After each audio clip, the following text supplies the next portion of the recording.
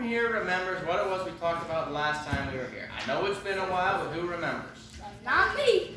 Not me. God. Not me. That was a big part of it, yes. Not me. I've never been here. This is my first time. Anybody? But I go to different churches on Wednesdays.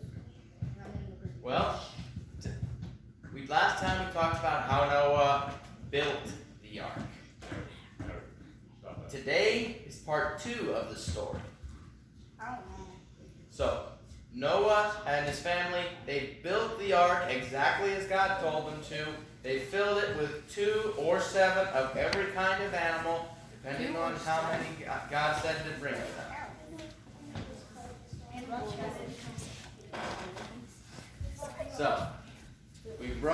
So, everything's all set, except for one little detail. The door of the ark is still open, and Noah and his family got no way of closing it. I mean, the door is so big and so heavy that these 8 people are not going to be able to close it on their own. That's a problem, isn't it? I mean, it's probably heavy enough that they'll have a hard time closing it, even if they hook up some of the larger animals. So what do you think they're going to do about this? Rip them off. What? Hmm? That's so mean. Also Trust kidding. God. And that's exactly what happens. God tells Noah and his family, it's time. Get on the boat. So they do that, and as soon as they're on board and all the animals are in place, God himself shuts the door of the ark. Weren't they on the ark for like a year or 6 months? Not quite there yet. Yeah, and as soon as the door is shut, the rains come down. Some readings of the Bible lead us to believe that this may in fact have been the first storm in history. Now imagine how all the people who weren't on the ark might have felt. I mean, some of them were probably close enough that they just saw this massive door close all on its own. And then, out of nowhere, water starts falling out of the sky. You think maybe, just maybe, they were starting to wonder, maybe this Noah guy was right about something? Who's paying attention here? So, you think that some of them were probably thinking that, maybe wondering, was Noah actually right? They probably were really starting to wonder, what have we done when water started coming not just out of the sky, but out of the ground too? I mean, did you guys know that water actually collects underground? And so that's where we get wells from. So all this rain is coming down out of the sky, and there's so much of it coming down that the places underground where water collects, they're filling up too much. They can't hold everything. So all that water's got to go somewhere, right? Wow. So we got water coming from 2 separate directions for 40 days and 40 nights. That's probably the longest storm in history. I mean, wouldn't you guys say so? Yeah. 4 or 5 weeks. We're talking a little over a month here at least. Yes, Minnie? Actually, on Mars, there's a storm that's been going on ever since it's been created. Let's rephrase that. This is probably the longest storm in Earth history. Actually, science has thought that maybe Mars did get hit with a storm at that time. Really? I just read that. Cool. Well, so anyways, Noah and his family, they're on the ark for 40 days and 40 nights. All the while, this huge storm is raging. And finally, the storm stops. But by the time it has, the whole world is coated in water. The tallest mountains in the world are 20 feet below water. The largest mountain? Tallest mountains.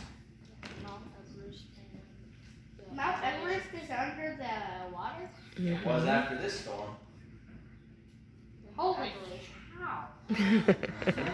Yeah, the Bible tells us that there's a good 20 feet between the top of the tallest mountain and where the ark was floating on the water.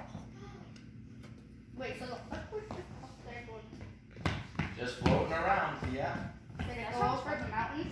Probably. Actually, we know that eventually the ark landed on a mountain. That where it is now. On top of the Is mountain. it still on the mountain?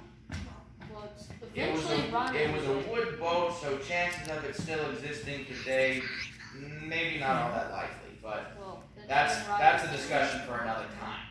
Now, Let's go discover. so here's the thing.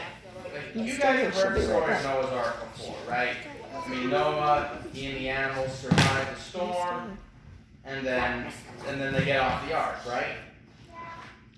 Now, here's the thing. They did not get off the ark within a few days of the storm ending. All that water had to go somewhere, right? So they had to wait for nearly a year before the water went down far enough that they could actually get off the boat. A long time. And even as the water slowly started to go down, even when some of those mountains started to actually peak up out of the water, that doesn't necessarily mean that they could actually get off the boat yet. So eventually, the ark came to rest on top of a mountain called Ararat. And they had to wait there for a long time, waiting for the water to go down enough that people could actually start moving around. The Bible doesn't actually tell us that, but there's some theories out there. Maybe they collected some of the rainwater. And Who why knows, is there the so water many that they were vents? floating on might have been fresh enough to drink. Nah, it There's went a to few the ocean. possibilities. So, yes, Vinny? Where did all the water go? To the ocean. That's probably a discussion best left for another time, but it's a great question. Nah, they all went to the ocean. Yeah. All right. It's Let's getting bring it back late. in. Bring it back in. So Noah and his family have been waiting on the ark for a long time. So what do you think that they need? So what do you think they do, trying to see if the ark is ready to get off of? I'm ready to get off the ark. Who's paying attention? They send out a bird to see if there's any dry land to go on. Specifically, Noah sends out a raven. Do I need to separate you two? Just try to put my ear. Alright. So Noah sends out the raven, but the raven comes back. There's no place for it to land. There's no place that it can find to make a home. So Noah waits a while longer. And then he tries again. This time though he sends out a dove. And the dove comes back. But it's not empty-handed. The dove brings back the fresh twig of an olive tree. That means that the waters have actually gone down far enough that trees are actually starting to poke up out of the water. So Noah waits a little while longer, and then again he sends out the dove. This time, the dove doesn't come back. It's made a home.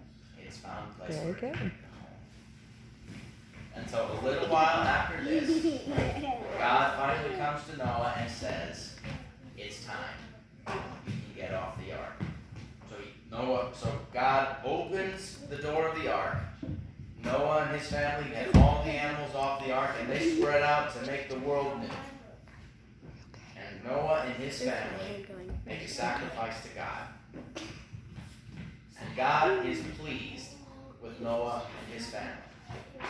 God is pleased with Noah and his family. And so you know what happens next? God makes the promise. God tells Noah and his family, never again, no matter how bad the people in the world get, will I ever flood the earth. And here's a little gift for you so that you know that what I'm telling you is true.